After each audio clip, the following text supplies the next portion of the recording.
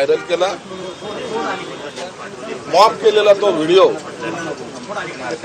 माझ्या बेडरूमचा व्हिडिओ, तर तुम्ही जर काळजीपूर्वक पाहाल तर तो मॉब केलेला व्हिडिओ आहे. आणि त्यामुळं बदनामी करण्यासाठी हे इतक्या नीच पातळीवर उतरू शकतात. अनेक वेळेला राजकीय पुढाऱ्यावर भ्रष्टाचाराचे आरोप केले जातात, इतर आरोप केले जातात, परंतु अशा प्रकारचे आरोप करणारा फक्त महाभाग हे अशीच असू शकतात. म्हणून राजकीय नीतिमत्ता नसलेल्या लोकांना कुठेतरी धडा शिकवला पाहिजे.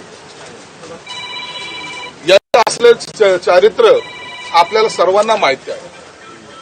हा मेघा पाटकर काय ते सॉरी ती पाटकर काय तिचं नाव स्वप्ना पाटकर वगैरे त्याच्याबद्दलचं काय काय वक्तव्य केलं हे जर तो जर व्हिडिओ पाहिला तर तुम्हाला लक्षात येईल की यांची लायकी किती.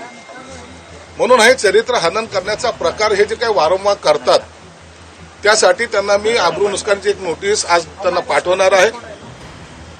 त्यांच्यावर तो गुन्हा दाखल करणं, त्यांनी जर माफी मागितली नाही तर त्यांच्यावर तो गुन्हा दाखल केला जाईल.